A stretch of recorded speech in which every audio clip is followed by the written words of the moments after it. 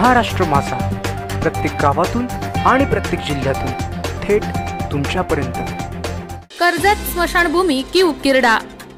वर्तमानपत्रात, सोशल मीडियावर अनेकदा बातम्या प्रसिद्ध होऊनही प्रशासनाकडून ठोस उपाययोजना नाहीच। नरेश जाधव, कर्जत। मागील कित्येक वर्षांपासून कर्जत स्मशानभूमीच्या नूतनीकरणाचे काम अर्धवट बंद पडलेले आहे।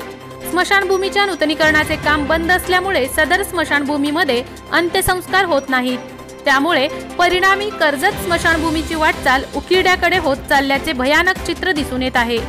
काही वर्षांपूर्वी स्वर्गीय अनंता काका जोशी आणि त्यांच्या व्यापारी सहकाऱ्यांनी कर्जत शहरातील मृतदेहांवर हिंदू संस्कृतीप्रमाणे अंत्यसंस्कार व्हावेत म्हणून स्वखर्चाने सदर स्मशानभूमीची सोय करून कित्येक वर्षे लोकोपयोगी असे कार्य केले।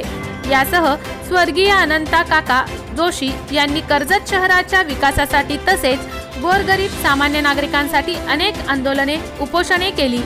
समाजासाठी कित्येकदा त्यांनी पोलीस केसेस अंगावर घेतल्या। तालुक्यातील सामान्यांसाठी असामान्य असे ते आधारवड होते। जसे ठाण्यात आनंद दिघे साहेब, तसे कर्जतमध्ये अनंता काका जोशी अशी ख्याती त्यांची आजही कर्जत तालुक्यात अजरामर आहे।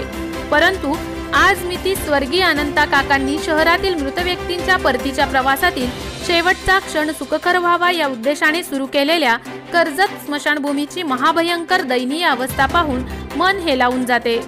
स्मशानभूमीची दुरावस्था पाहून ओठ अचानक पुटपुटत जातात।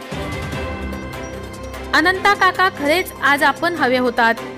स्मशानभूमीचा उकिरडा होत आहे, परंतु लोकप्रतिनिधी, शासकीय अधिकारी यांना मात्र त्याचे काहीच सोयरसूतक वाटत नाही। कर्जत शहराच्या प्रवेशद्वारासमोरच असलेल्या कर्जत स्मशानभूमीत कचऱ्याचे ढीगच्या ढीग पडले आहेत। कचऱ्याच्या ढिगाऱ्यावर घाणीतले किडे वळवळत आहेत। न पाहवणारी घाण स्मशानभूमीत टाकली गेली आहे, त्यामुळे दुर्गंधी देखील पसरली आहे। शिवाय येणारे जाणारे नागरिक बंदिस्त नसलेल्या स्मशानभूमीचा वापर दारू पिण्यासाठी, नशापानी करण्यासाठी करत आहेत, असे येथे पडलेल्या कचऱ्यावरून दिसत आहे। तसेच स्मशानभूमीचा सुलभ शौचालयासारखा देखील वापर केला जात आहे, असेही येथील दुर्गंधीमुळे दिसून येत आहे। इतका उकिरडा असूनही नगर परिषदेचा आरोग्य विभाग व आरोग्य अधिकारी यांना हे भयावह दृश्य दिसत नाही, याचेच आश्चर्य नागरिकांना तसेच परिसरातील रहिवाशांना वाटत आहे। काही महिन्यांपासून शहरात डेंग्यूच्या रुग्णांची संख्या देखील वाढत आहे।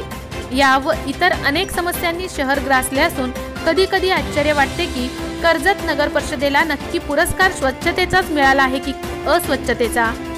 विकासाकडे वाटचाल करत असलेल्या कर्जत शहरास सुसज्ज अशी स्मशानभूमी तर नाहीच, पण दशक्रिया घाट देखील नसल्याने नाईलाजास्तव शहरातील नागरिकांना शहराबाहेर असलेल्या श्री क्षेत्र तमनाथ व श्री क्षेत्र वैजनाथ येथे दशक्रिया विधी करण्यासाठी जावे लागत आहे।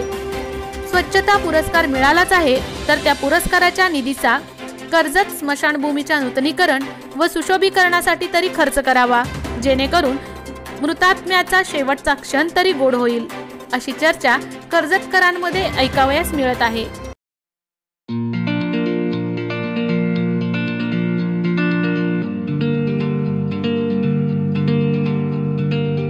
मोठे वेनगाव येथील आयुष्य फार्म हाऊस, जिथे तुम्ही घेऊ शकता तुमच्या परिवारासह सुट्टीचा आनंद। निसर्गाच्या सानिध्यात आणि कर्जत शहरापासून अवघ्या हाकेच्या अंतरावर असलेलं आयुष्य फार्म हाऊस पर्यटकांसाठी सज्ज आहे। राहण्याची व जेवणाची उत्तम प्रकारे सोय, तसेच स्विमिंग पूल, रेन डान्स, एसी रूम, खेळण्यासाठी ऐसपैस जागा, गेम आणि आकर्षक गार्डन तसेच सर्व सोयी सुविधा उपलब्ध। पत्ता: मोठे वेनगाव, कर्जत, रायगड। बुकिंग साठी संपर्क: भाई गायकार 88 88 38 11 11, अभिषेक गायकार 88 88 37 11 11, अवंतिका गायकार 77 20 04 56 78। तुमच्या परिवार आणि मित्रांसोबत सुट्टीचा आनंद घेण्यासाठी आत्ताच बुक करा आयुष्य फार्म।